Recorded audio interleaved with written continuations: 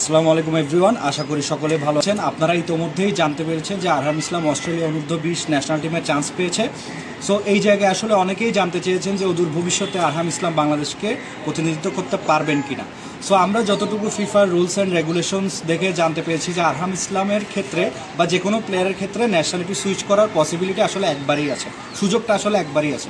So এই ক্ষেত্রে যদি আরহাম ইসলাম যদি অস্ট্রেলিয়ার হয়ে সুইচ করে ফেলে এবং তিনি যদি 1 মিনিটের জন্য মাঠে নামেন, তাহলে তিনি আর বাংলাদেশের হয়ে খেলতে পারবেন না। সো এইটাই হচ্ছে ফিফার রুলস অ্যান্ড ফিফার যে নিয়মটা আছে সেটাই।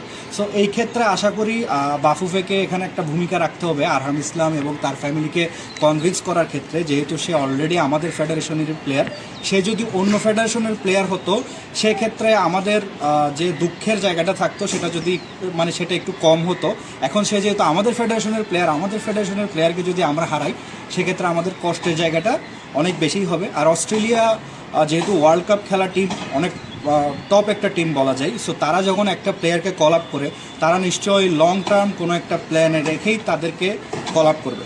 সো এই ক্ষেত্রে আমরা যদি এখনই সচেতন না হই বা এখনই যদি আমরা জিনিসটাকে সলভ আউট করতে না পারি, এমনও হতে পারে যে আরহাম ইসলাম যদি ওই টুর্নামেন্টে 1 মিনিটের জন্য খেলে ফেলে, তাহলে সে আর কখনোই বাংলাদেশে ওই খেলা সম্ভব হবে না তার পক্ষে। সো একটা রত্নকে আমরা হয়তো হারাবো এই ক্ষেত্রে। ধন্যবাদ সবাইকে।